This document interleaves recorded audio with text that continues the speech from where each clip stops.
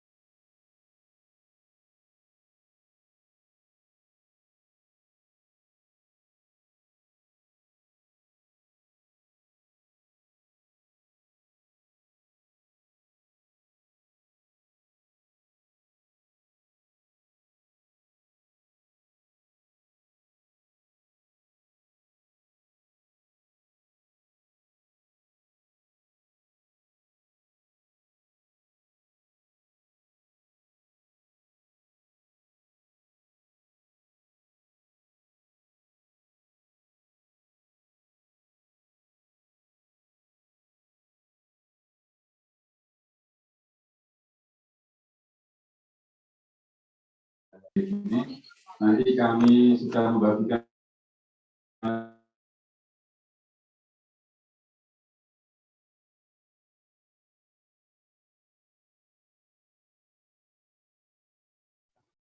Baik, panitia bisa kita mulai ya, udah 18, udah jam 10:05.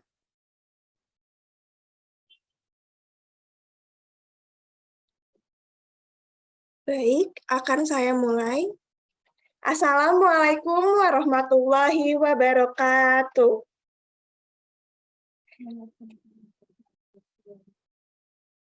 Selamat pagi dan salam sejahtera untuk kita semua.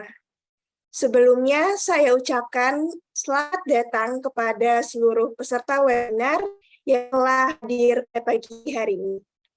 Yang terhormat, Bapak Juprianto, SPD MPD, selaku dosen bimbing lapangan KKN tematik 2022 Universitas Islam Sultan Agung Semarang. Yang terhormat, Ibu Anastasia, SPSI, MSc, HD, psikolog, selaku pembicara pada webinar Trauma Healing, Discover How to Heal and Overcome the Past. Yang terhormat, Bapak Herli Janto Pramana, selaku perwakilan dari RW 4 Kelurahan Jatingaleh. Yang terhormat, Bapak dan Ibu warga Kelurahan Jatingaleh. Serta para teman-teman hadirin dan panitia yang saya cintai dan saya banggakan. Puji syukur Alhamdulillah, marilah senantiasa kita haturkan kehadirat Allah Subhanahu wa Ta'ala atas limpahan rahmat, taufik, serta hidayah dan inayahnya. Hingga pada hari ini kita dapat berkumpul melalui virtual meeting untuk melaksanakan webinar dengan tema Trauma Healing yang berjudul Discover How to Heal and overcome the past pada pagi hari ini. Salawat serta salam mudah-mudahan senantiasa tercurahkan pada junjungan kita, Nabi besar kita, Nabi Muhammad SAW, kepada keluarganya, para sahabatnya, pengikutnya, dan kepada kita semua. Sebelum saya sampaikan susunan acara pada pagi hari ini, perkenalkan saya untuk memperkenalkan diri terlebih dahulu. Saya Nadia Resturiendra dari Angkatan 2019 Fakultas Kedokteran Gigi Universitas Islam Sultan Agung Semarang. Di sini saya selaku ketua acara dan pemandu acara dalam kegiatan webinar Trauma Healing pada hari ini, Sabtu tanggal 6 Agustus 2022. Langsung saja, saya akan sampaikan susunan acara pada hari ini. Adapun susunan acara sebagai berikut. Yang pertama, pembukaan, lalu sambutan yang akan disampaikan oleh Bapak Juprianto, SPD MPD, selaku DPL kita, pembacaan CV pembicara, pemberian materi oleh pembicara, sesi tanya-jawab, penyerahan sertifikat dan foto bersama, lalu penutupan. Baiklah hadirin sekalian, sebelum kita memulai acara pada pagi hari ini, marilah kita membaca doa untuk kelancaran kegiatan webinar pada pagi hari ini.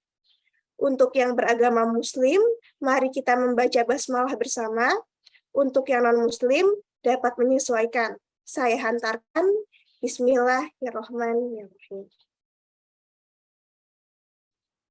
Baik, acara selanjutnya adalah sambutan.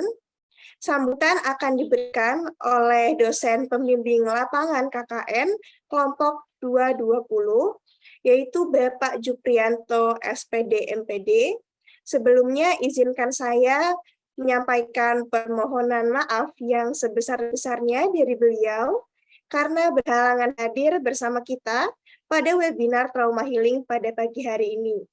Berikut saya tayangkan sambutan virtual dari DPL kami, Bapak Juprianto, SPD MPD, dipersilahkan.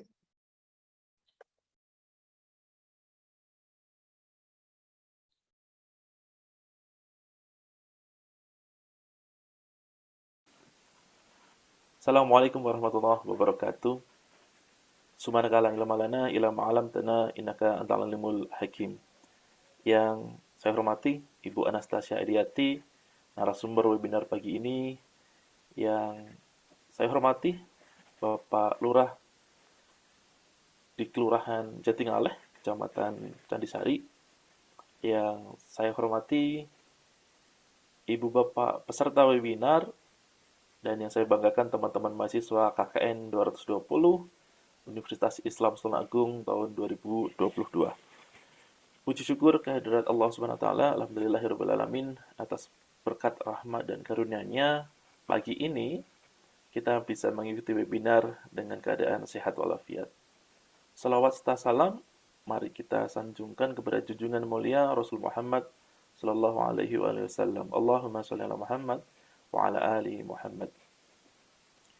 Pada kesempatan ini, perkenalkan Ibu Bapak, saya Juprianto, dosen pembimbing lapangan mahasiswa KKN 220 di Kelurahan Jatingaleh. Ingin mengucapkan terima kasih yang sangat amat banyak kepada narasumber Ibu Anastasia Ediati yang berkenan bergabung bersama kami untuk berbagi ilmu, berbagi pengetahuan kepada kami. Kami mengucapkan terima kasih kepada Bapak Lurah yang memberikan tempatnya, memberikan waktunya kepada mahasiswa kami untuk pengembangan pengabdian, untuk pelaksanaan pengabdian dalam rangka KKN tahun 2022 dari Universitas Islam Sultan Agung. Terima kasih Bapak peserta yang bergabung dalam webinar ini dan mahasiswa KKN 220 Universitas Islam Sultan Agung yang telah menyediakan sarananya dalam platform online dan menyiapkan webinar pagi ini dengan sangat baik.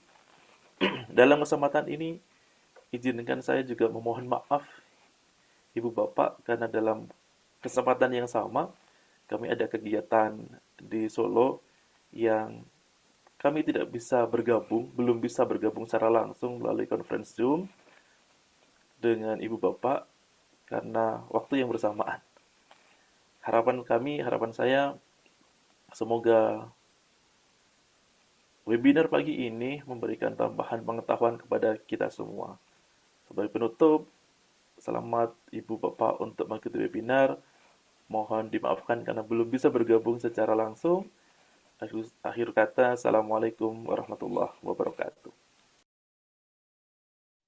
Waalaikumsalam warahmatullahi wabarakatuh. Terima kasih kepada Pak Juprianto, SPD MPD atas sambutannya. Selanjutnya kita sudah sampai ke acara inti kita, yaitu pemberian materi dengan tema trauma healing, yang akan disampaikan oleh Ibu Anastasia Edianti, SPSI, MSc, PhD, Psikolog. Sebelumnya, izinkan saya membacakan CV pembicara kita pada pagi hari ini.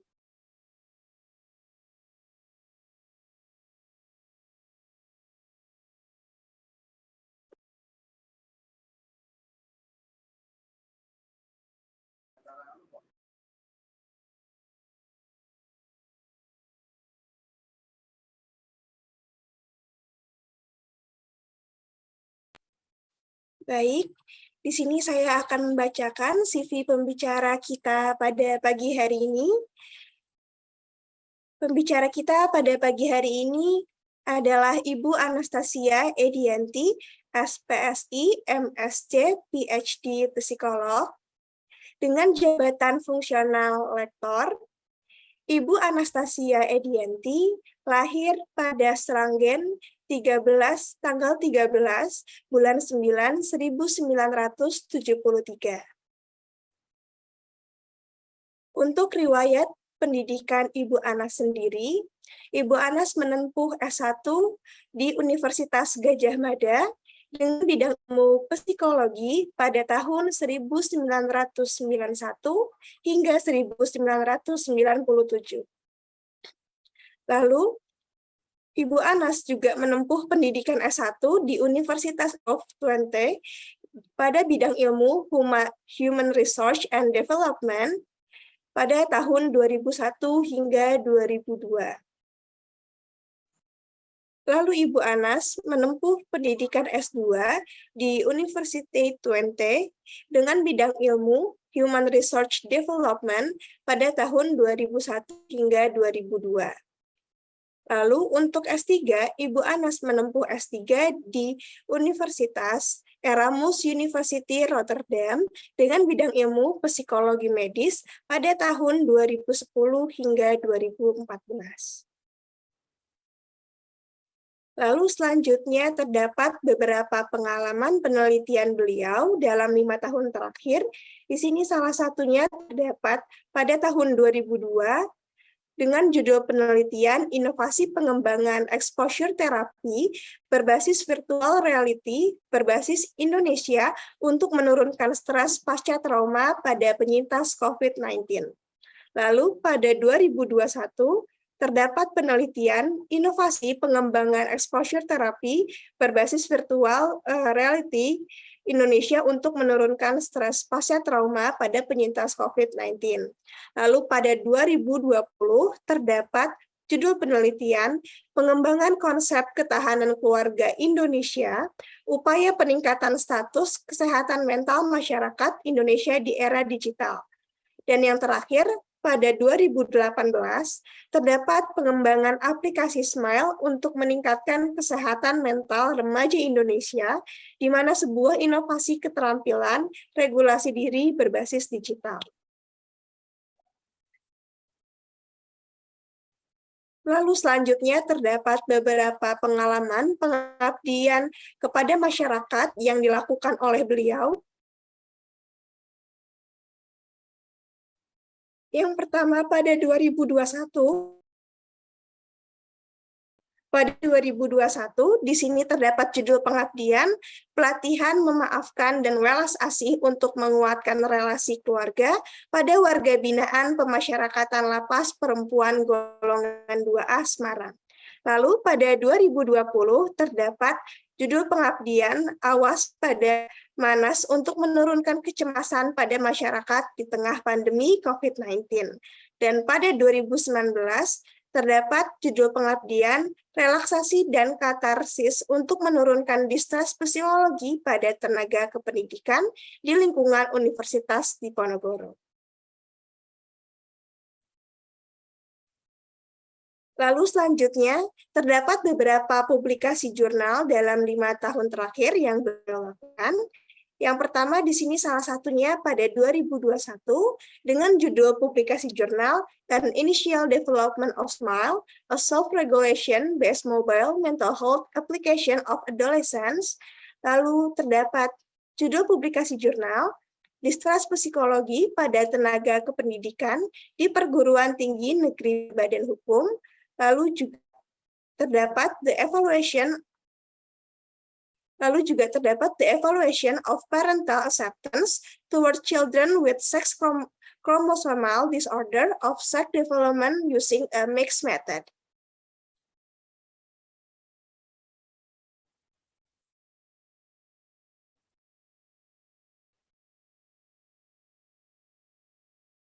Di sini terdapat beberapa penulisan buku dalam 5 tahun terakhir yang dilakukan oleh beliau. Beberapanya terdapat The Heart of Parenting, prinsip utama dalam membangun pribadi dan relasi orang tua dengan anak pada tahun 2002. Lalu juga terdapat intervensi pengampunan, forgiveness, untuk mengatasi insecure attachment pada anak dengan gangguan bahasa dalam penata-laksanaan psikologi untuk anak berkebutuhan khusus pada 2022.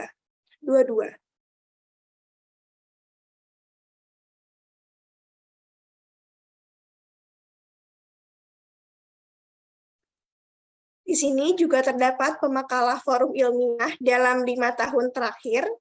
Salah satunya terdapat dengan judul pada 2020, PT Asset Level of Lemurufish Flour and Pumpkin Yellow, Tritopan Level in Austic Children Cookies.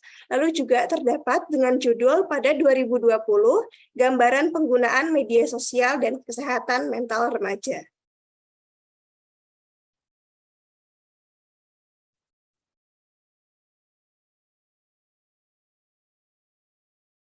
Lalu HKI dalam 5 tahun terakhir, yang pertama terdapat pada tahun 2021, di sini terdapat modul pembinaan keluarga, pengelolaan stres pengasuhan, peningkatan efikasi diri, dan kualitas hidup orang tua anak dengan autism spectrum disorder. Dan pada 2019, salah satunya terdapat Remona, yaitu modul training regulasi emosi anak tingkat sekolah dasar.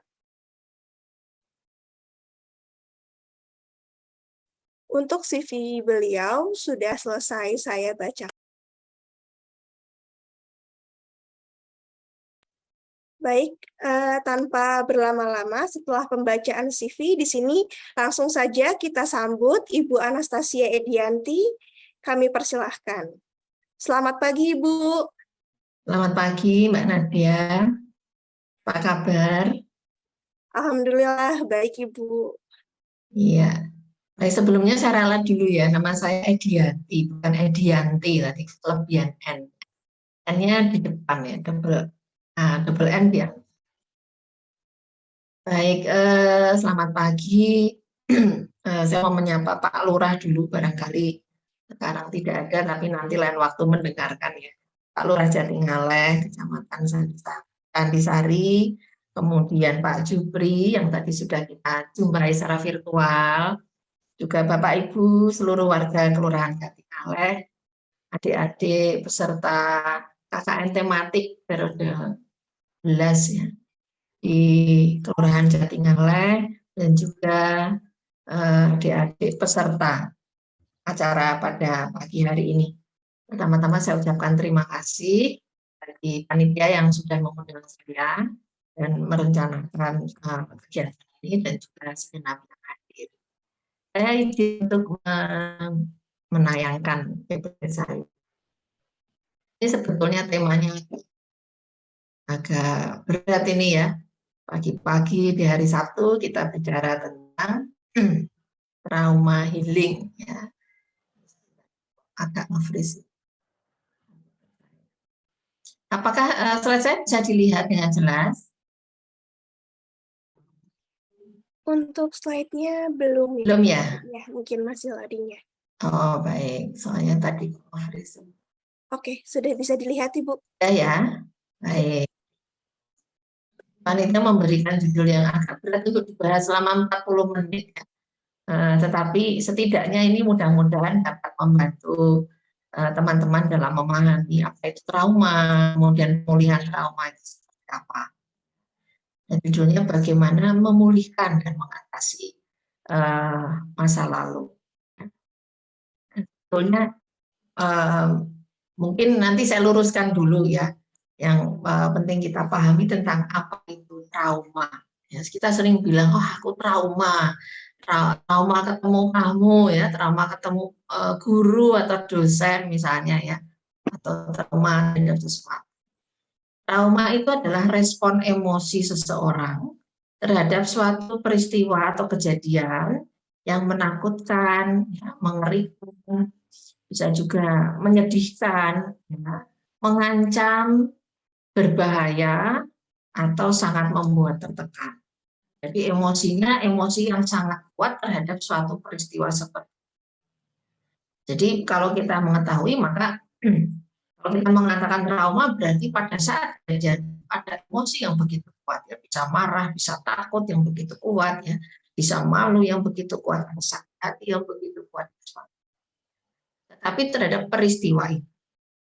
Jadi itu yang perlu diingat. Kalau kita bicara trauma healing, sebetulnya kita prosesnya itu adalah bagaimana kita melihat kembali peristiwa traumatis tadi, tetapi tanpa membangkitkan emosi yang kuat tadi. Ya, seperti itu. Apa saja sih yang termasuk dalam peristiwa traumatis? Ya, bisa musibah, bencana alam, kan tidak ada bencana alam yang datang dengan permisi ya, selalu tanpa permisi, tanpa pemberitahuan, melulu lantakan semuanya, tidak peduli tingkat sosial ekonomi, kemudian kematian orang terdekat, kematian yang mendadak, kematian yang didahului dengan sakit lama pun kadang juga masih meninggalkan perasaan traumatis ya. Kemudian perpisahan dengan significant other itu adalah sosok yang penting dalam hidup orang itu. Jadi kalau anak berpisah dengan ibunya, padahal waktu kecil ibunya selalu menggendong dia. Ibunya harus kerja di luar kota, merantau ya, misalnya Jakarta. Jadi anak usia 2 tahun ini senang tidak senang, siap tidak siap ya, dititipkan pada kakek neneknya.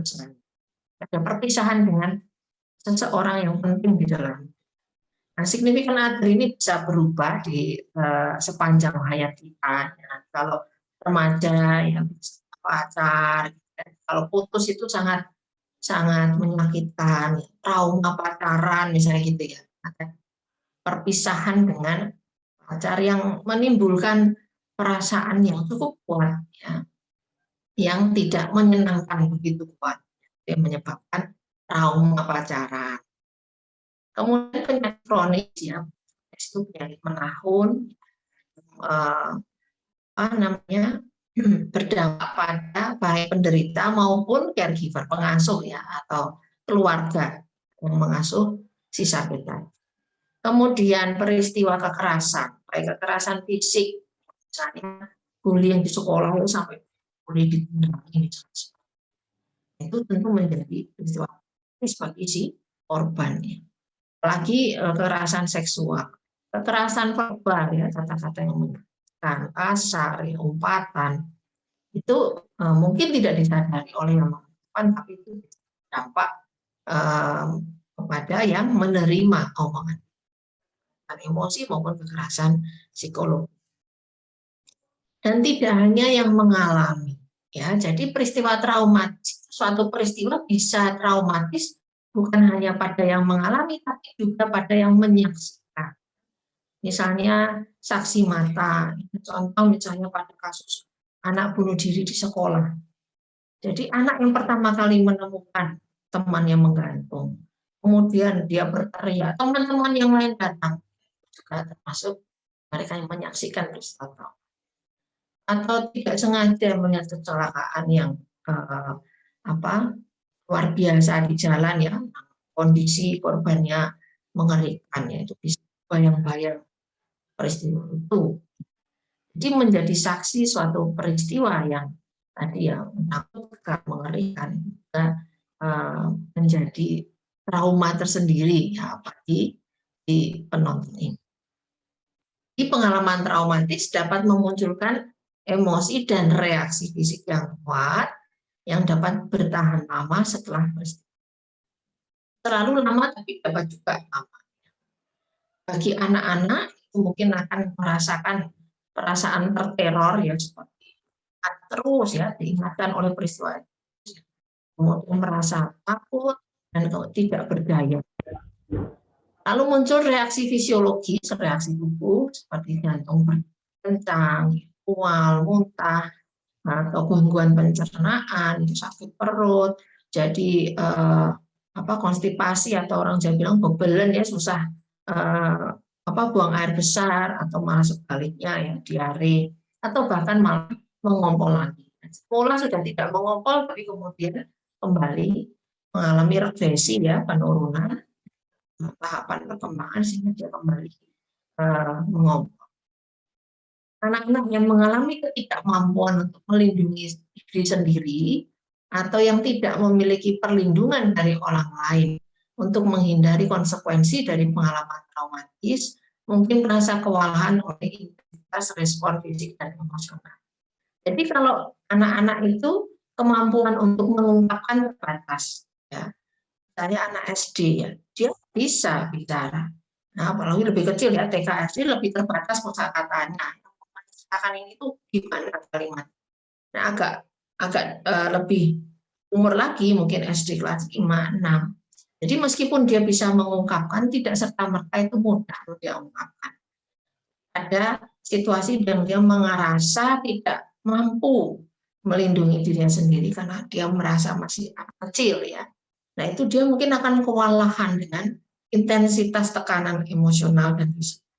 Dengan ketakutannya sendiri, ya, bagaimana membicarakan ini, ya, mulai bicara dari mana, nanti kalau saya cerita apa yang akan terjadi, apakah itu aman untuk saya atau tidak, ya.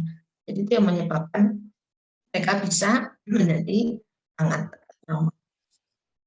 Nah, kita akan belajar mengenali reaksi, ya, terhadap peristiwa traumatis. Nah, jadi ada kejadian, ya, ada peristiwa, kemudian ada reaksi, ya. Kita selalu bereaksi, ya, terhadap peristiwa yang kita alami dalam hidup. Nah, kalau peristiwa itu sangat kuat, ya, atau tadi ya memunculkan respon emosi yang begitu kuat, nah, lalu ada reaksi. Nah, ada variasinya, ya. Ada reaksi fisik dari tubuh kita, reaksi mental atau pikiran kita, reaksi emosi, reaksi interpersonal, bagaimana kita bergaul dengan orang lain, dan reaksi perilaku kita sendiri atau penyintas. Nah, yang perlu dipahami, reaksi ini berbeda-beda, ya, untuk tiap orang. Jadi kita tidak bisa mengatakan kok begitu reaksinya dia kok beda, ya, pada penyintas korban bencana alam misalnya. Jadi reaksi seseorang itu sangat individual. Tergantung apa? Tergantung dari keparahan stresornya, ya, seberapa kuat kejadian itu, jenisnya, ya, itu kira-kira pengalaman trauma yang mana. Tadi, ya, sama-sama kehilangan orang tuanya meninggal, tapi anak nomor 1, 2, 3, 4 itu dampaknya bisa beda, tergantung kedekatan misalnya. Kemudian latar belakang individu sendiri, bagaimana ciri kepribadiannya, orang ekstrovert dan introvert misalnya, tentu beda. Kemudian usianya, ya, anak-anak dengan dewasa itu mereaksi peristiwa trauma dengan berbeda. Tingkat pendidikan, ya, kalau diasumsikan semakin tinggi tingkat pendidikan, melalui proses pendidikan itu mendapat banyak informasi dan kesempatan untuk melatih mengelola emosi. Kemudian pengalaman hidup yang dialami. Orang yang sudah kaya dengan masalah ya, seperti sudah dilatih ya bagaimana menghadapi kesulitan-kesulitan itu mungkin bisa beradaptasi dengan cepat terhadap peristiwa traumatis dibanding orang yang baru pertama kali mengalami. Kemudian ada tidaknya dukungan dari keluarga atau lingkungan terdekat. Apakah dia memiliki keluarga yang peduli dan sayang kepada dia, yang selalu menemani dia, yang selalu peduli dengan dia punya teman seperti itu, atau tidak, keluarganya tidak peduli. Ya, hari ini mungkin anggota keluarga meninggal ya, sore sudah biasa. Jadi kalau anak merasa kok saya sendiri yang merasa sedih, ya, yang merasa aneh, keluarga saya tidak merasa kehilangan, sangat sulit memiliki lingkungan yang mendukung. Beda. Dalam situasi itu kadang-kadang mereka akan memendam sendiri peristiwa traumatis tersebut. Kemudian bagaimana budaya dan masyarakat memandang peristiwa traumatis itu. Ada masyarakat yang semakin kohesif ya, semakin menganggap semuanya itu saudara, misalnya pada kasus bencana alam, karena keluarganya kocar-kacir ya, makin mudah berempati. Tapi barangkali juga ada yang masyarakat yang melihatnya sebagai ya urusan sendiri-sendiri. Nah, kita akan melihat sekilas ya bagaimana reaksi fisik terhadap trauma ya. Umumnya ya tidak selalu harus seperti ini, tapi umumnya ada keluhan simptom sakit kepala ya, sakit perut, mual, muntah, nyeri lambung atau perut kembung, kemudian badan mudah lelah, padahal tidak ada aktivitas berat ya. Kehilangan selera makan, sulit tidur, sering mimpi buruk, kualitas tidur buruk, badan lemas ya, dan gemetaran kalau ingat kejadian itu, nafas pendek-pendek atau tersengal-sengal. Tapi ini jangan dibalik ya. Kalau sakit kepala berarti trauma gitu, belum tentu ya.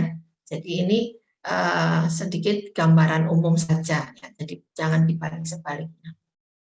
Kemudian reaksi mental. Kalau seseorang mengalami pengalaman traumatis, akan mengalami kesulitan untuk berpikir ya, merasa otak itu kok diajak mikir kok lemot gitu ya, kok mendengarkan itu kayak ya saya mendengarkan tapi rasanya apa yang diomongkan kok saya nggak paham, tidak seperti biasanya ya, bukan dari sononya nggak paham, tapi tidak seperti biasanya, sulit konsentrasi, misalnya kalau mendengarkan guru atau orang lain bicara, dosen gitu, biasanya bisa menyimak. Kali ini belum 5 menit pikirannya sudah mengembara kemana.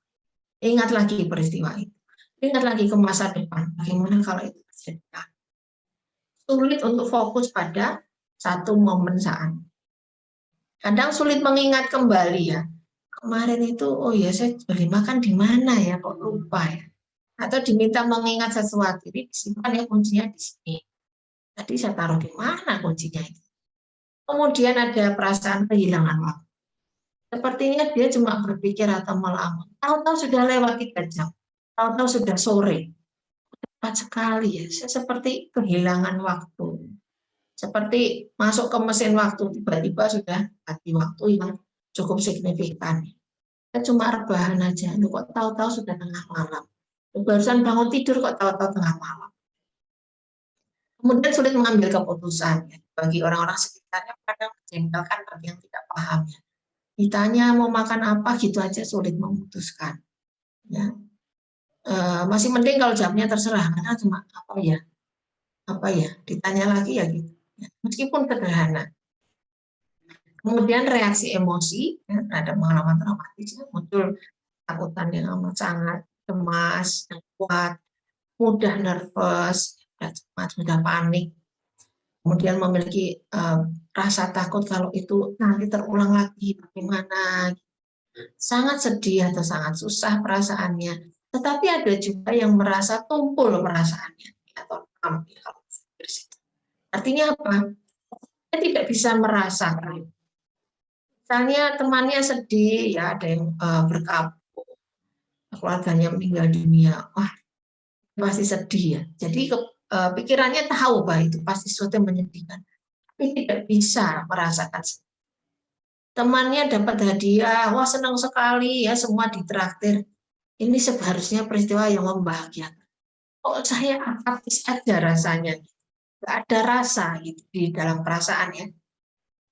Atau apa namanya, temannya cerita yang lucu, semua tertawa terbahak-bahak. Itu sebetulnya lucu, tapi saya nggak bisa merasakan lucunya, nggak bisa tertawa. Nah, itu namanya tumpul perasaan. Merasa tidak connect dengan lingkungan sekitar. Jadi kayak terasing gitu. Jadi kalau di antara teman atau anggota keluarga, ya duduk bersama, tapi tidak connect. Seperti HP itu loh, mendeteksi ada wifi. Ya. Oh, wifi-nya itu nyampe sini, gitu, sampai ke HP. Tapi nggak connect. Sama, dia ada di situ, ada orang lain, ada teman, dan sebagainya. Tapi saya merasa ada di dunia yang berbeda. Ya, merasa connect dengan lingkungan sekitar, ya, disconnected. Kadang ada perasaan bersalah, menyesal.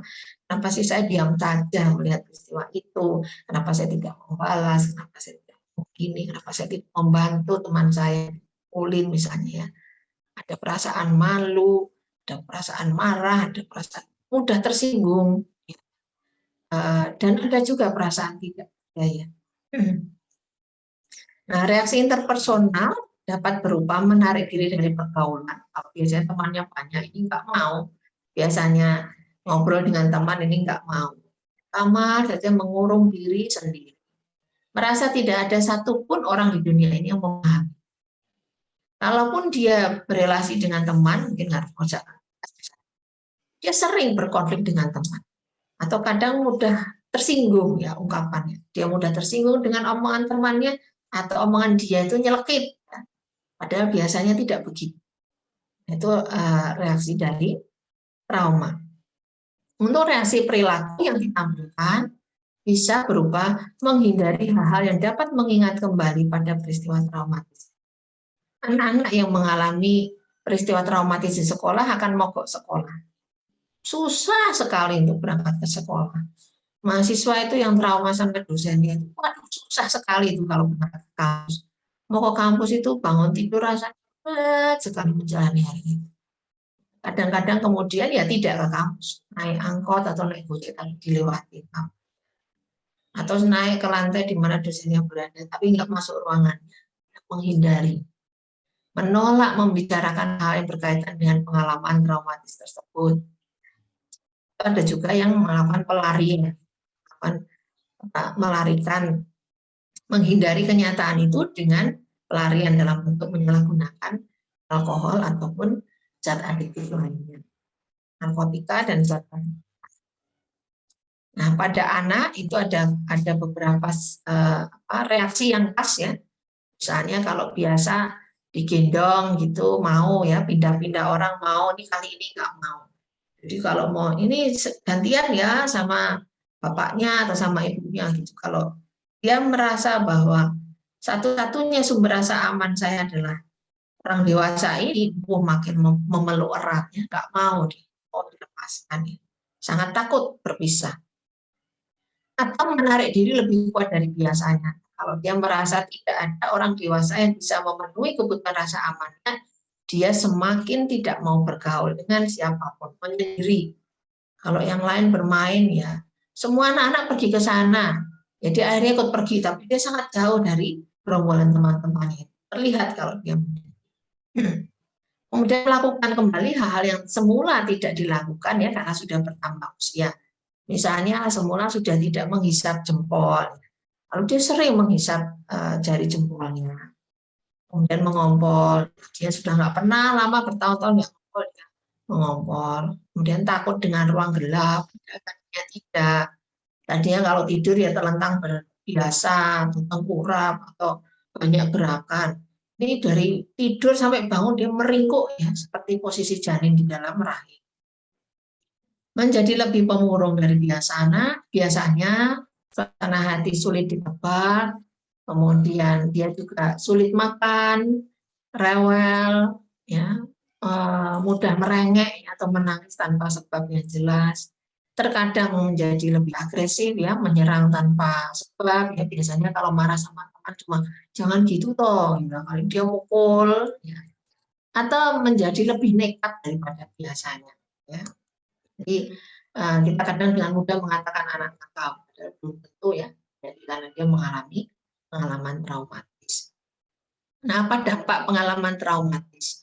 Yang pertama itu mengubah persepsi orang itu tentang kehidupannya dan mengubah perilaku dan emosinya. Jadi perubahannya itu drastis ya kalau pengalaman itu traumatis, bukan pelan-pelan gitu. Karena itu sangat kuat, peristiwa sangat kuat, maka perubahannya biasanya langsung terlihat.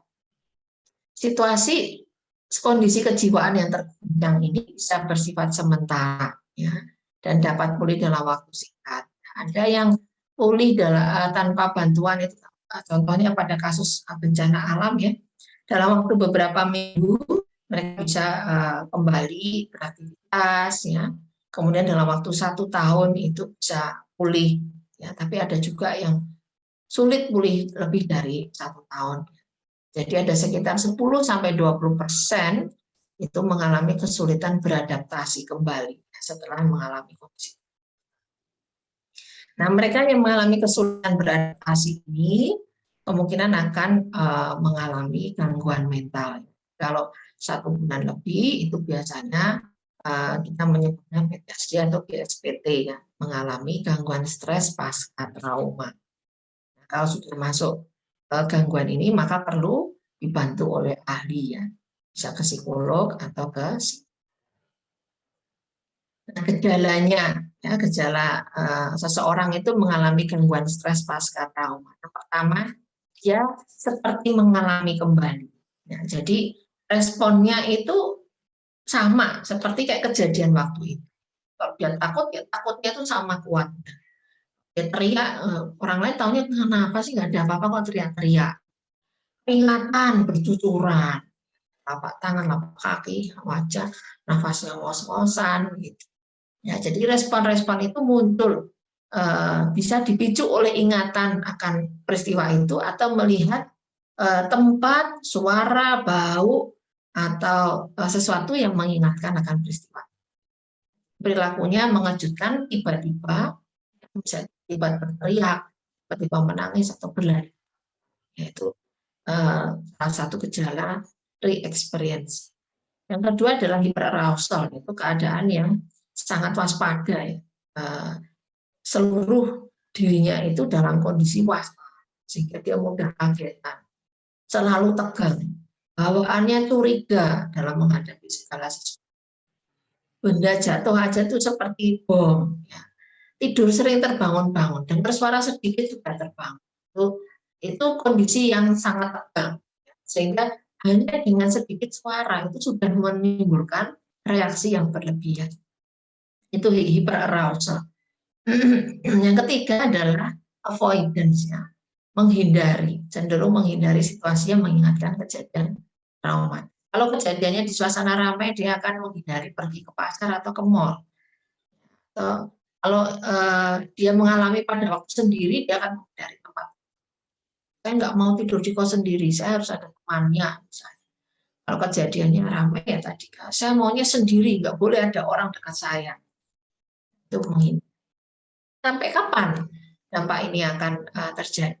Kembali beda tiap individu ya, sudah saya sampaikan ya. Kemudian bagaimana proses pemulihan ya? How to discover, sekarang how to heal ya. Bagaimana pemulihan terhadap ya. Saya akan menggambarkan seperti jalan ini ya, jalannya berliku, naik turun, belok-belok, tetapi ada pemandangan yang indah. Kenapa? Jalan menuju pemulihan itu harus bisa kita nikmati. Kalau kita bisa melihat keindahan jalan pemandangan ini ya, kita melalui jalan pemulihan itu kita akan belajar.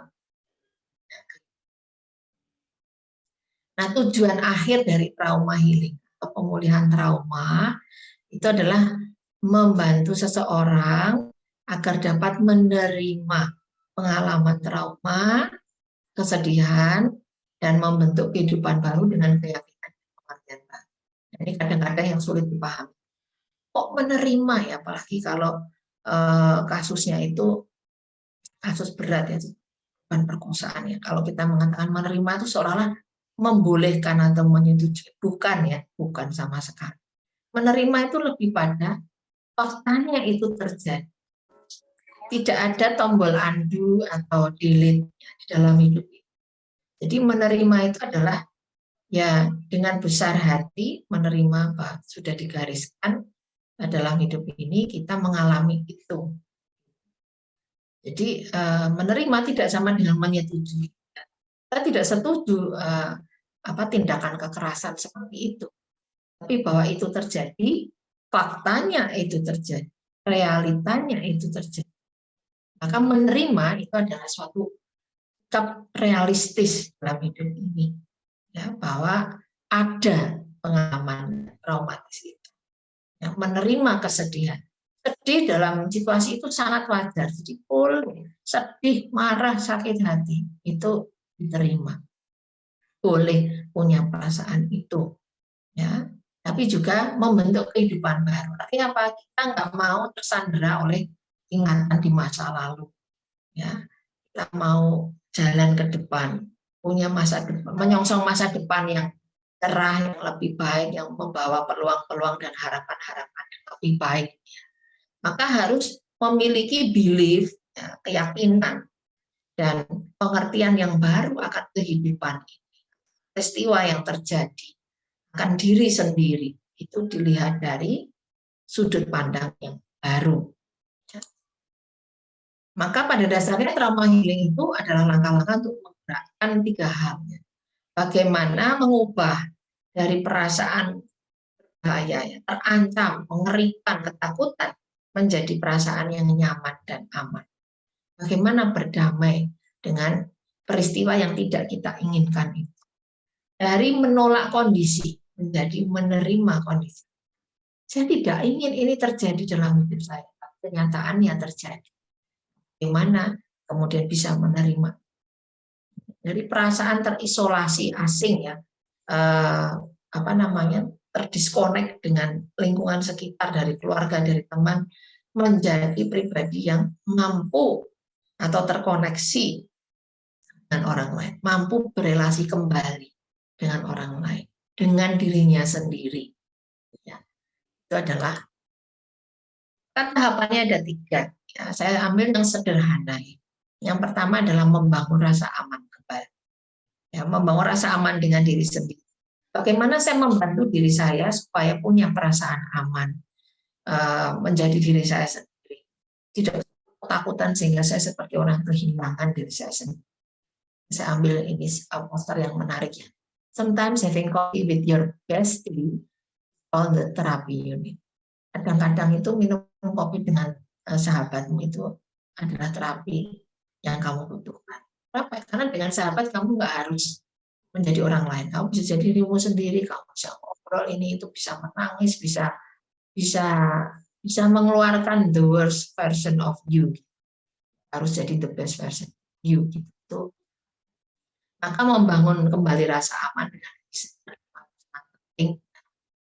Kemudian meningkatkan kemampuan diri mengatasi reaksi stres pasca trauma. Jadi kalau misalnya tiba-tiba di jalan lewat dulu tempat makan dengan mantan yang traumatis itu pacarannya ya. Wah, tiba-tiba sesak napas dan sebagainya.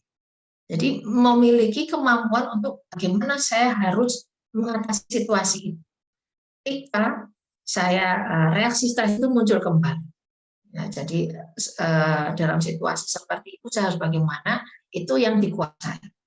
Saya sesak napas, saya sedang sendiri. Saya minggir dulu, saya menenangkan diri sendiri. Tarik nafas panjang, saya atur nafas saya. Kayaknya saya nggak kuat bawa motor, saya telepon teman saya. Ya, jadi what to do dalam situasi emergency itu pelajari dan dikuasai. Jadi nggak terlalu blocking gitu ya. Kemudian berkonsultasi dengan pakar agak keterampilan ini makin baik. Jadi dengan melalui konseling ya diberikan sebuah edukasi itu akan dilatih ya bagaimana menguasai diri dalam situasi seperti ini. Kemudian menerima Ya, meyakini bahwa peristiwa-peristiwa trauma merupakan bagian dari proses kehidupan dan tantangan akan melahirkan keyakinan yang baru dapat kembali. Nah, tadi saya kuncinya ada pada materi. Peristiwa hidup dalam hidup itu sebetulnya netral. Tetapi menjadi traumatis karena kita menempelkan emosi yang sangat kuat pada peristiwa itu. Nah, emosi sakit hati, marah, kecewa, mengerikan, tidak ingin lagi. Jadi semuanya kita tempelkan ke sini, sehingga itu menjadi berarti. Nah, tahapan untuk pemulihan itu adalah mengembalikan, ya, bagaimana peristiwa itu kita pandang sebagai sesuatu yang biasa. Biasa dalam arti tidak dilekatkan dengan emosi kuat. Gitu. Menerima artinya ya sudah bagian dari masa lalu saya. Dan dilihat kembali bagaimana hikmah dari peristiwa itu. Apa sisi baik atau kebaikan yang dibawa oleh peristiwa itu? Mungkin ya misalnya, karena peristiwa itu sedemikian rupa, besarnya atau beratnya, saya kemudian bertemu dengan beberapa orang baru yang kemudian membantu saya. Orang-orang ini barangkali tidak saya temui jika saya tidak mengalami peristiwa tadi. Ternyata ada begitu banyak orang yang masih peduli dan mau membantu saya, membiarkan saya sendiri. Ini contoh keyakinan baru untuk bangkit. Ya. Kemudian yang ketiga adalah tahap rekonstruksi relasi atau memperbaiki kembali atau membangun kembali relasi yang ada. Yang pertama ada relasi dengan diri sendiri. Yang kedua relasi dengan orang lain. Ya, bisa dengan teman, sahabat. Kemudian kalau sekolah ya dengan guru, kelas sekolah, dosen misalnya, angkatan. Kalau di tempat kerja ya dengan atasan, dengan rekan kerja. Ya, membangun kembali kepercayaan bahwa mereka akan bisa mendukung kita untuk mengatasi perasaan tadi. Memiliki harapan dan saling mengerti. Itu akan didasari oleh belief atau keyakinan baru ya, dalam pemulihan tadi. Nah, apabila Anda merasa bahwa saya butuh dibantu, sebaiknya segera menghubungi tenaga ahli, ya bisa dengan psikolog atau psikiater. Supaya apa? Supaya Anda bisa dibantu untuk segera melewati masa-masa yang kurang menyenangkan itu. Dihindari untuk melakukannya sendiri. Kenapa? Karena kadang-kadang kita tidak bisa objektif dalam melihat proses yang terjadi. Ya, orang lain itu kadang bisa membantu melihat apa yang lebih baik, lebih efektif. Begitu Mbak Nadia, mudah-mudahan waktunya sesuai agendanya, sesuai rundown ya. Baik Ibu, terima kasih banyak atas materinya yang sangat luar biasa ya teman-teman. Di sini mungkin mohon izin Ibu untuk membuka sesi tanya jawab. Apakah diperkenankan? Ya, silakan. Baik. Jadi di sini kita tadi sudah mendengar dan menyimak bersama ya pemberian materi dari Ibu Ana sendiri. Sekarang kita akan ke sesi tanya jawab. Jadi bagi Bapak dan Ibu atau teman-teman semuanya yang ingin bertanya terkait tema atau materi yang tadi sudah disampaikan oleh Ibu Anas, bisa raise hand atau mungkin bisa ditulis pertanyaan di chat dan saya bantu untuk menanyakannya kepada Ibu Anas.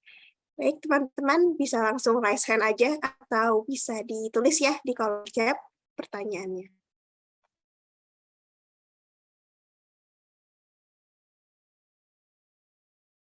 Ada Medina tuh yang raise hand.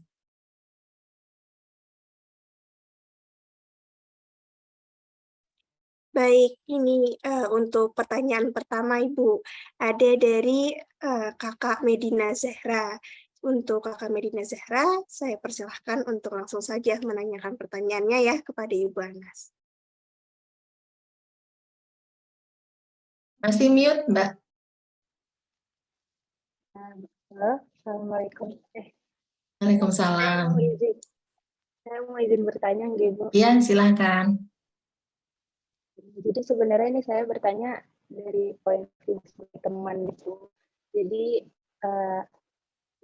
kalau misalnya cara kita nge-treat seseorang yang punya trauma dan perlakuan yang berhubungan dengan traumanya itu akan selalu bekerja atau malah bisa memicu traumanya sih. Jadi semisal kita tahu orang tersebut memiliki trauma di masa lalu kayak mendapatkan kekerasan dari orang tuanya. Nah, terus kita kan tahu masa lalunya seperti itu, jadi kita nge-treat dia otomatis dengan tulus dan penuh afeksi gitu kan, untuk membangun rasa aman gitu. Nah, tapi kadang dia tuh jadi ke-trigger dan nangkepnya seolah-olah kayak kita tuh kayak gitu karena kita tahu dia ngerasa diri dia itu tidak bisa disentuh gitu loh. Jadi kayak ngerasanya apa yang kita kasih, afeksi yang kita kasih itu kayak palsu gitu. Seakan-akan perlakuan saya ke dia tuh nggak tulus gitu. Jadi saya bingung baiknya tuh gimana ya kalau misalnya mau tetap berteman baik dengan teman yang memiliki masa lalu seperti itu. Jadi saya seperti itu. Terima kasih. Ya, langsung dijawab Mbak Nadia. Atau mau ditampung dulu? Mbak Nadia bisa dengar suara saya? Bisa Ibu, mungkin bisa langsung dijawab. Oh ya, baik. Terima kasih Mbak Medina untuk pertanyaannya. Ini menarik ya, kalau tadi kan bicara tentang saatnya itu yang merasakan. Kalau ini temannya, apa yang harus dilakukan kalau teman itu mengalami peristiwa traumatis ya. Peristiwa traumatis tidak harus selalu di masa kecil ya. Kita bisa saja kalau bicara masa lalu itu juga bisa kemarin ya, bisa seminggu yang lalu. Dan itu masa lalu ya kalau bicara luas. Jadi tidak harus masa kecil. Tapi kalau itu terjadi di masa kecil, biasanya dampaknya itu lebih berat ya, atau lebih lama ya, ada dampak yang bertahan lama. Jadi kalau sampai sekarang ya saya asumsikan seumuran Mbak Medina ya temannya ya, maka kan itu sudah kata kalau itu terjadi di usia 5-6 tahun atau SD berarti kan sudah bertahun-tahun ya. Jadi ada dampak jangka panjang dari pengalaman traumatis teman. Apa yang bisa dilakukan sebagai teman? Yang pertama adalah jadilah teman, jangan jadi terapis. Gitu. Ya, teman itu bukan terapis. Teman itu pada saat temanmu mau cerita, yang paling penting adalah dengarkan. Kita kadang merasa sudah mendengarkan, padahal baru mendengar. Kalau mendengar itu hanya butuh telinga. Tapi kalau mendengarkan itu butuhnya telinga dan hati. Ya. Itu maksudnya bagaimana? Ya berempati. Jadi pada orang-orang seperti itu kadang tidak perlu saran. Dia butuh didengarkan dan dimengerti saja, dipahami. Mengapa saya seperti ini? Ya, kalaupun ada pertanyaan, saya harus gimana? Itu kadang kita terpancing memberi saran. Nanti dia akan punya jawaban. Aku sudah melakukan itu, tapi aku nggak mau dan sebagainya. Terus aku harus gimana? Jadi saya harus bagaimana itu tidak selalu berarti tidak tahu harus bagaimana, tapi kadang butuh dukungan. Apa yang saya lakukan itu adalah benar. Ya. Atau kadang dia juga tidak tahu apa yang dia butuhkan dalam kondisi dia itu. Ya. Nah, kalau dalam situasi seperti itu, coba dilihat apa yang sedang dia butuhkan. Gitu. Kalau dia memang sudah sampai di tahap yang membutuhkan bantuan, ya ditemani saja. Ya. Gimana kalau aku temani kamu konsultasi ya ke psikolog misalnya, atau ke konselor sebaya. Konselor sebaya itu artinya umuran Mbak Medina, tetapi sudah mendapat pelatihan konseling sebaya. Mereka sudah punya skill tambahan bagaimana bertanya, menanggapi teman-teman yang punya trauma. Ya, tapi kalau traumanya itu sangat berat ya dalam arti mengganggu gitu ya, mengganggu dia berfungsi dalam keseharian, itu juga akan duduk ya, belum misalnya. Gitu. Jadi yang pertama tadi hadir sebagai teman, menjadi baskom ya, biarkan dia menumpahkan semua yang ingin dia tumpahkan. Jadi kalau orang mengalami proses traumatis itu seperti menonton film video yang macet di situ aja diputar-putar. Kita didengar, kita diceritain sekali kita masih ingat. Dia itu cerita ke kita kayak belum pernah cerita. Itu aja diulang-ulang sampai kita mungkin sebagai orang terdekatnya kan merasa jengkel. Sebetulnya maksudmu apa sih? Harapanmu sebetulnya apa sih gitu. Tapi bagi dia itu seperti baru terjadi kemarin, seperti baru terjadi beberapa hari yang lalu. Ingatannya dan sangat detail. Jadi kalau seorang itu masih menganggap itu peristiwa traumatis, itu sangat detail. Terjadi di sini waktu itu jam segini, kondisi lighting di kamar bagaimana, posisi tempat duduk, kalender itu angka liburannya yang merah itu di angka berapa, masih ingat sekali. Reaksinya, ini mikro ya, waktu saya ngomong gini, reaksi wajahnya begini, itu dia bisa menjabarkan. Nah itu kalau masih trauma dengan peristiwa itu. Kalau sudah tidak trauma, bukan berarti lupa ya dengan peristiwa itu. Tetapi ketika mengingat itu, tidak lagi muncul emosi sekuat dulu. Ya, jadi kadang-kadang detailnya sudah mulai lupa. Hanya ingat ya kejadiannya begini di ruang tamu misalnya. Tapi aku sudah nggak terlalu ingat lagi persisnya bagaimana. Nah itu secara emosi sudah tidak ledak-ledak misalnya, sudah bisa tenang kembali. Nah itu karena sudah mulai kuat ya, tidak lagi trauma. Ada orang yang dengan bercerita kemudian menerima ya, kemudian bisa setelah cerita dia dapat insight sendiri. Itu tujuannya ya. Jadi kalau kita mendengarkan itu kita jadi cermin saja untuk teman tadi.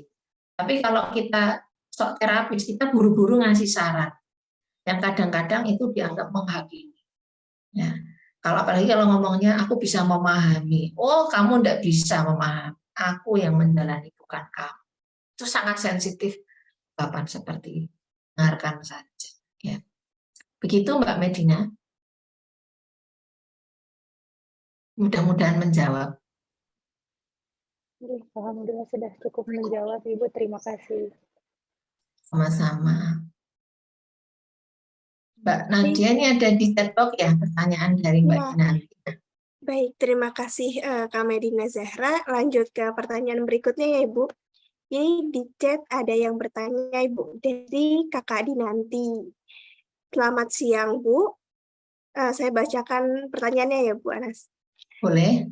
Baik, saya mohon izin untuk bertanya. Kira-kira berapa lama trauma bisa sembuh dan apakah bisa sembuh total atau dapat muncul kembali? Terima kasih Bu. Pertanyaan dari Kakak Dinanti.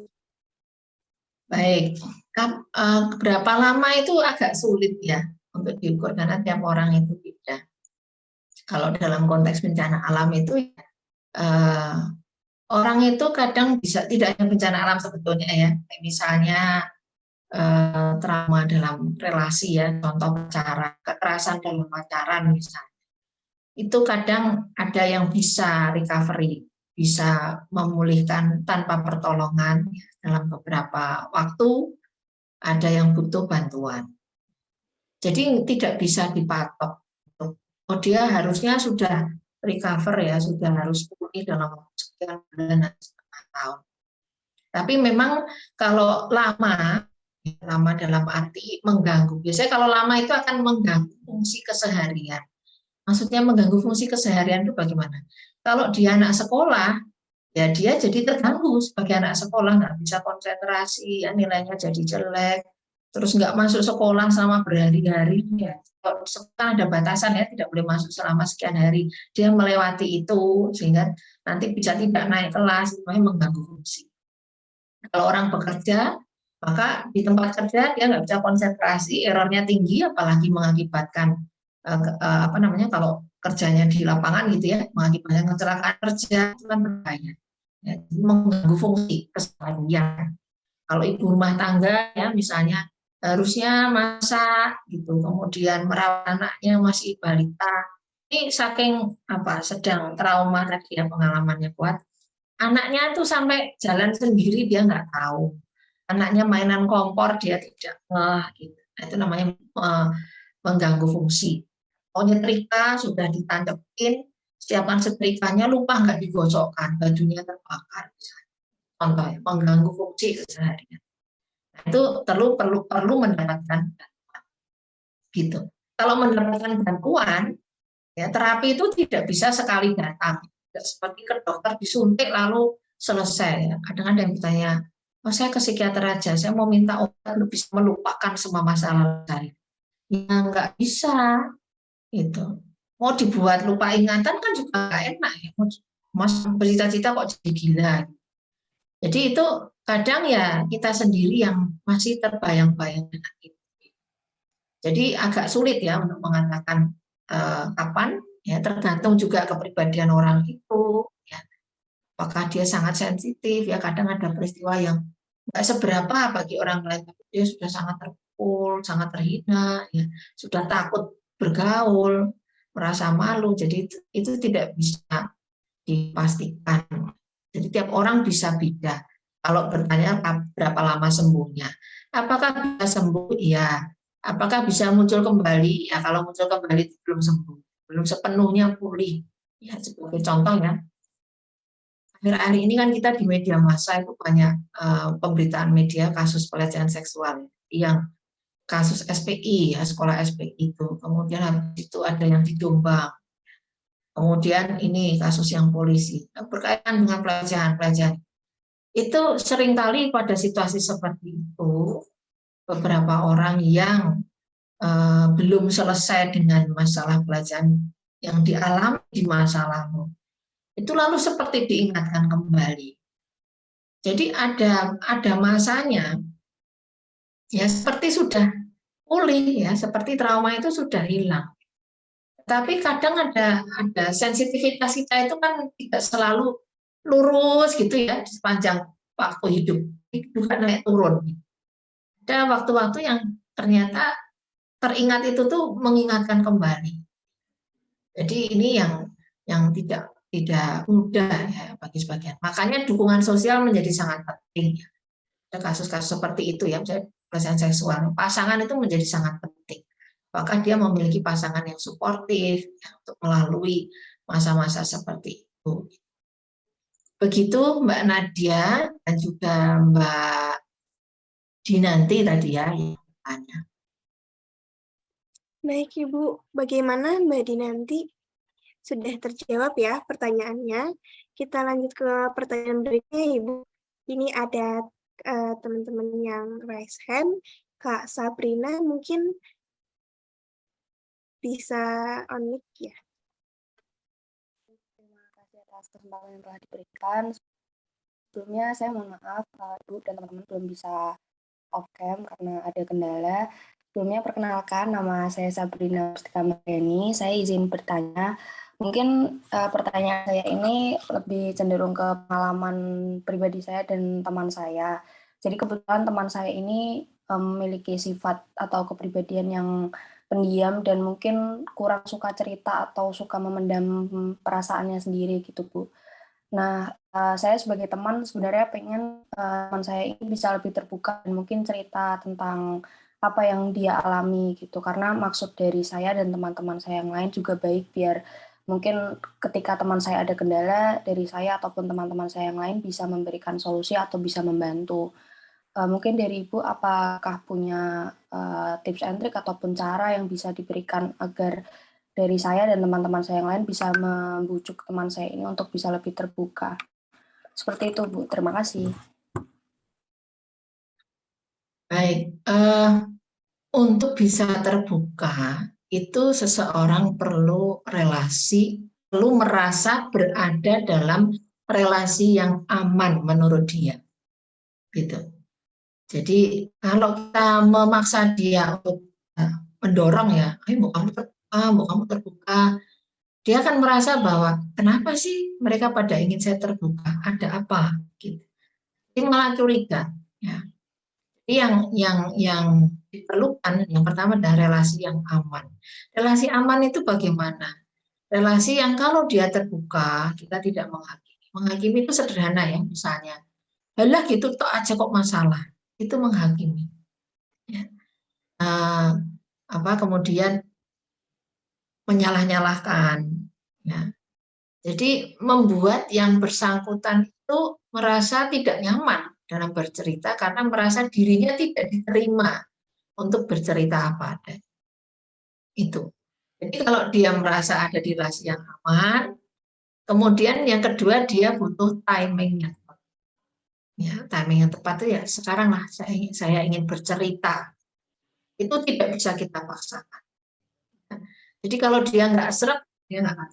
Jadi kalau dengan teman yang seperti itu, kita menyampaikan kepedulian dan kesiapan menjadi sahabat. Begini. Kalau aku perhatikan kamu akhir-akhir ini kok beda ya, sering tambah murung, terus kamu kayak nggak mau gitu loh bergaul dengan teman-teman. Ada apa? Kalau aku boleh tahu, siapa tahu aku bisa bantu.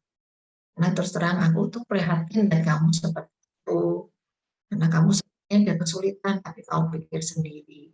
Kalau itu buatmu cukup, ya nggak apa-apa. Tapi sebagai sahabat, aku peduli dan ingin membantu. Kapan saja kamu merasa siap bercerita, kamu siap mendengarkan. Nah, kira-kira pesannya itu.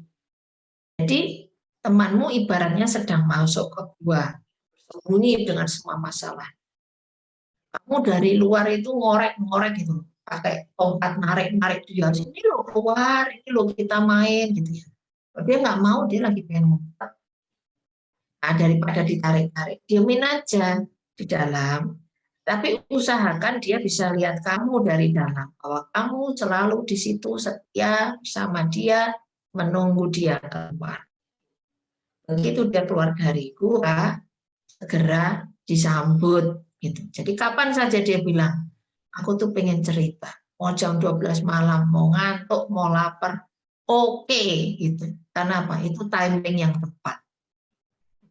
Membantu. Begitu Mbak Sabrina. Baik, Ibu sudah terjawab. Terima kasih, Bu. Sama-sama. Baik Ibu, ini masih banyak yang nanya, kira-kira 3 pertanyaan lagi ya Bu? Boleh. Boleh. Baik. Sampai kehilangan nih, sampai mana tadi? Ini Mbak Dinanti ya terakhir ya? Iya, di Mbak Dinanti. Lalu kita ke Kak Dewi Novita. Di sini ada selamat siang Bu. Saya mohon izin untuk bertanya. Jika sedikit tertrigger dengan ingatan masa lalu, akan membuat penderita mengalami tekanan batin, apakah bakal membuat penderita mengalami tekanan batin berkepanjangan? Bagaimana bila muncul dari mimpi yang terkesan seperti nyata dan mengandung efek trauma? Ya, tertrigger ingatan masa lalu akan membuat tekanan batin itu maksudnya kan kondisi tertekan ya. Kemudian jadi kalau dalam keseharian, dalam kondisi sadar, kita itu mengalami suatu tekanan dan tekanan itu tidak bisa kita selesaikan, tidak bisa kita terima, tidak bisa kita lihat dari sisi lain dan sebagainya, maka dia akan masuk ke dalam bawah sadar yang muncul lewat mimpi. Jadi mimpi itu adalah mekanisme simbol ya, menyampaikan pesan gitu dari bawah sadar tentang apa yang sedang kita alami gitu. Nah, kalau mau mengartikan apa arti mimpi itu, biasanya mimpi itu akan berkaitan dengan apa yang sedang dialami pada beberapa hari terakhir gitu ya. Karena itu bagian dari mekanisme untuk membantu kita menyelaraskan kembali kondisi tertekan. Itu jadi itu yang terjadi ya, lalu terbawa dalam mimpi. Tidak selalu berarti itu akan terjadi, ya, belum tentu juga. Nanti kalau mimpi ya itu mungkin bisa dibahas di lain waktu ya, atau bisa juga berkonsultasi dengan ahli-ahli yang lain yang memahami tentang makna mimpi. Ya. Begitu Mbak Nadia. Baik, terima kasih Ibu. Bagaimana Mbak Dewi Novita, apakah ada pertanyaan lagi? Sudah terjawab ya pertanyaannya. Kita lanjut ke pertanyaan berikutnya, Bu, dari Kak Sasa. Selamat siang, Ibu. Saya ingin bertanya, trauma psikologis dan PTSD itu sama atau beda nggih? Kemudian jika seseorang mengalami trauma, kapan sebaiknya seseorang tersebut harus konsultasi ke psikolog? Terima kasih. Ya, jadi kalau kondisi trauma tadi ya, trauma itu kan reaksi emosi kita terhadap situasi yang sangat tidak menyenangkan, amat sangat tidak menyenangkan. Dan emosi kuat ya biasanya, takut ya takut banget gitu. Nah, itu tadi reaksinya akan muncul, ada reaksi fisik tadi ya, misalnya nggak doyan makan atau muntah-muntah. Sekarang kalau seminggu nggak makan muntah terus kira-kira pingsan nggak itu? Kan gitu. Jadi kapan mencari bantuan ya? Ketika sudah tidak mampu mengatasi segera ya. Kalau sifatnya fisik itu biasanya segera. Kalau misalnya muntah-muntah ya sudah sehari semalaman muntah terus gitu. Ya pasti harus ke dokter karena kalau nanti iritasi kemana-mana, asupan gizinya berkurang ya, yang menyebabkan muncul keluhan-keluhan fisik yang lain. Sesak nafas misalnya. Setiap kali ingat itu sesak nafas. Waktu itu musim awal-awal COVID itu ya, banyak sekali itu. Jadi COVID pun banyak yang mengalami trauma ya. Jadi yang mau dengar berita itu ya banyak yang sakit, meninggal dan sebagainya. Takut. Jadi setiap jam 10 itu sesak nafas. Kalau dia sampai nggak bisa pakai alat bantu ya, nebulizer atau apa itu, ya harus ke rumah sakit. Padahal di rumah sakit itu sarangnya virus misalnya, ya serba bingung. Gitu. Nah kalau tidak bisa mengatasi tadi makanya ya perlu skill untuk mengatasi dulu ya, latih teknik nafas, menenangkan diri sendiri, kemudian di hari biasa latihan meditasi atau relaksasi misalnya supaya lebih semakin secara mental itu siap gitu menghadapi tekanan gitu. Nah itu diupayakan dulu. Nah itu contohnya ya. Jadi kalau kapan harus konsultasi ya ketika kita sudah merasa tertekan. Kalau mahasiswa itu kalau sudah mulai nggak bisa konsentrasi belajar, deadline-nya itu meleset semua, ya, ngumpulin tugas, terlambat kuliah, terlambat bangun, nggak bisa tidur. Jadi itu pasti rentetan. Nah kalau dalam aktivitas sehari-hari sudah terganggu, segera konsultasi. Kalau enggak ya makin parah. PTSD itu namanya post traumatic stress disorder. Jadi stresnya itu terjadi pasca trauma. Jadi ketika biasanya setelah sebulan ya, atau kadang-kadang orang merasa nanti aku bisa. Gitu. Tapi sudah sekian tahun dia masih memunculkan simptom itu. Tadi ya misalnya contoh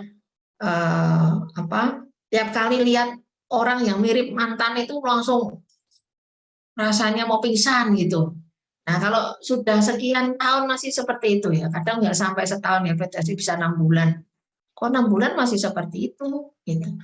Atau contohnya kalau yang pernah berada di konflik, contoh ya pernah ada menjadi saksi penembakan. Ya, teman saya dulu orang Afrika, ya, waktu ikut workshop penanganan trauma itu dia katakan, apa peristiwa traumatis dalam hidup? Saya melihat, saya masih kecil, saya melihat ayah saya itu ditembak oleh pemberontak gitu. Dia mengintip itu, suruh ayahnya sembunyi, dia mengintip dari kamar ada lubang, dia mengintip dari situ. Melihat ayahnya sendiri ditembak oleh pemberontak, itu adalah peristiwa traumatis. Nah itu mungkin karena anak kecil nggak paham ya waktu itu atau tahunya marah aja ke semua orang. Lalu seiring dan ternyata dia masih membawa itu sampai dengan dia dewasa. Ya, dia tidak tahu bahwa ternyata trauma itu. Nah itu bisa mencari bantuan. Ya. Jadi selama reaksinya itu masih muncul dalam rentang waktu lama, di atas 6 bulan, ya, dan mulai mengganggu, nah itu perlu dicari. Itu Mbak Sasa, mudah menjawab. Baik, terima kasih Ibu dan terima kasih Mbak Sasa. Di sini ada pertanyaan, mungkin pertanyaan terakhir ya Bu. dari Ibu Yeni Febrianti. Jadi pertanyaan dari Ibu Yeni Febrianti, Ibu izin bertanya, apabila pernah mengalami trauma, seperti trauma melihat orang tua yang sering bertengkar, sehingga saya merasa takut untuk memulai hubungan baik dengan lawan jenis. Apakah ini normal, Bu? Langkah awal yang harus saya lakukan terhadap diri sendiri untuk menghilangkan trauma seperti itu sebelum berkonsultasi ke psikolog seperti apa? Terima kasih, Bu. Tadi ya kembali ya, setiap orang itu beda-beda ya kepekaannya atau kelembutan hatinya gitu dalam menghadapi peristiwa kehidupan. Yang seperti diceritakan oleh Mbak Yeni Febrianti ini banyak juga yang mengalami. Ya, tidak hanya orang tua ribut, ya, ada juga yang orang tuanya KDRT. Ada yang bapaknya yang mukulin, ada yang ibunya yang mukulin. Ada yang trauma karena orang tuanya bercerai. Ya, sebelum bercerai pasti ada pertengkaran. Ada yang sudah mengalami itu, lalu bapak ibunya menikah sendiri-sendiri, ya, sudah punya keluarga baru. Jadi melihat pasangan suami istri itu baru melihat aja sudah mengingatkan pada dia tidak punya siapa-siapa. Jadi kalau ditanya apakah itu normal, ya sebagai anak berada dalam situasi yang namanya pertengkaran itu kan kadang nggak sama ya, ada yang pertengkarannya halus, barangkali ada yang permukaan suara orang tua maupun suara piring terbang ya misalnya. Nah itu tentu menciptakan suasana takut ya yang luar biasa. Jadi merasa takut dalam situasi seperti itu wajar. Ya. Dan yang mengalami seperti Mbak Yeni ini juga banyak. Kalau menurut saya nggak usah pakai langkah awal, segera saja konsultasi. Itu bukan seperti harus mempersiapkan diri, enggak. Jadi persiapannya cuma persiapan untuk cerita, itu saja. Ceritakan. Jadi nanti yang diceritakan ya tergantung nanti pertanyaan psikolognya apa ya, tapi intinya adalah diajak untuk melihat bagaimana kita yang mengenali diri kita dulu ya, kita pribadi kita ini melihat situasi seperti ya, bisa jadi Mbak Yeni itu sangat trauma dengan itu ya, itu sangat membekas, tapi mungkin saudaranya enggak, bagi saudaranya atau kakaknya atau adiknya ini cuek gitu ya. Memang kayak gitu bapak ibu tuh nggak usah dipikir, dan dia bisa sangat cuek dengan itu gitu. Bener-bener nggak dipikir gitu. Karena bagi dia ya karena memang mereka dua orang yang berbeda, memang nggak bisa disatukan. Satukan malah kita tambah stres, lebih baik itu berpisah misalnya. Tapi ada yang tidak bisa melihat seperti itu. Jadi tidak perlu ada persiapan apa-apa, persiapannya ya terbuka saja untuk cerita apa yang diminta menceritakan dan melakukan apa yang diminta latihan untuk melakukan, itu aja. Bukan ujian kok Mbak Yeni. Ya, jadi bertemu psikolog itu untuk konsultasi itu justru tujuannya membantu Mbak Yeni supaya lebih ringan ya, lebih lega kehidupan ini. Itu Mbak Yeni dan Mbak Nadia. Mudah-mudahan menjawab pertanyaan.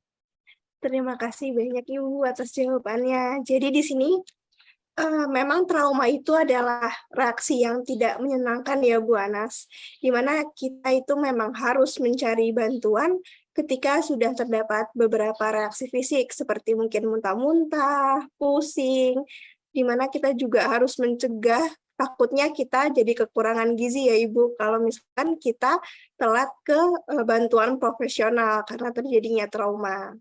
Lalu juga ketika gangguan sesak nafas juga itu ternyata sangat perlu ya Bu langsung ke kita mencari bantuan. Dan juga ketika kita sudah tidak dapat konsentrasi dan menghambat aktivitas sehari-hari, itu kita jangan menunggu langkah-langkah awal ya Bu, langsung saja ke psikolog untuk bercerita.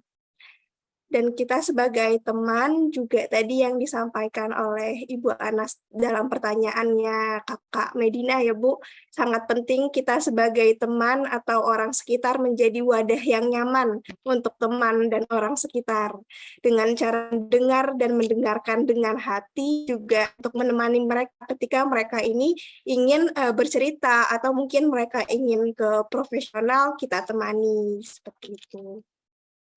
Dan ternyata di sini kita jadi tahu kalau misalkan empati itu menjadi kunci penting dalam berkomunikasi ya Ibu untuk dengan orang-orang yang mengalami trauma atau dengan teman-teman orang sekitar. Juga kepekaan setiap orang itu berbeda, sehingga kita harus sarankan teman-teman kita yang mengalami trauma langsung saja untuk konsultasi ke profesional secara terbuka. Seperti itu ya Ibu. Iya, betul sekali Mbak Nadia. Baik, terima kasih banyak Ibu atas jawaban Sama-sama. dan materi yang sangat luar biasa pada pagi hari ini, juga sangat bermanfaat bagi ilmu pengetahuan kita dan teman-teman semuanya. Selanjutnya mungkin kita akan melakukan penyerahan sertifikat terlebih dahulu Ibu kepada pemateri pagi hari ini, Ibu Anastasia Ediati, SPSI, MSc, PhD, Psikolog. Baik Ibu, ini untuk penyerahan sertifikatnya. Sekali lagi saya ucapkan terima kasih banyak Ibu atas waktunya dan ilmunya yang sangat banyak ini sudah diberikan kepada kami. Mungkin untuk si dokumentasi bisa dibantu didokumentasikan. Terima kasih Mbak Nadia dan teman-teman. Saya izin dokumentasi di 1, 2, 3. Sekali lagi 1, 2, 3. Cukup, terima kasih. Terima kasih. Terima kasih kepada si dokumentasi. Selanjutnya mungkin kita bisa foto bersama terlebih dahulu ya Ibu. Jadi bagi para hadirin mungkin bisa menyalakan kameranya untuk foto bersama.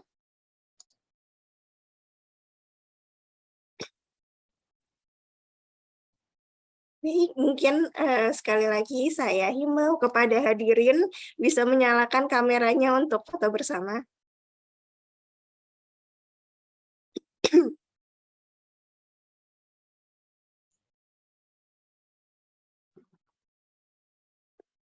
Baik, jika sudah menyalakan kameranya, kepada tim dokumentasi bisa kami persilahkan.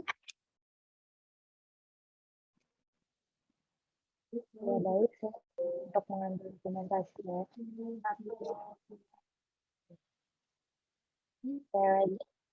lagi. 1.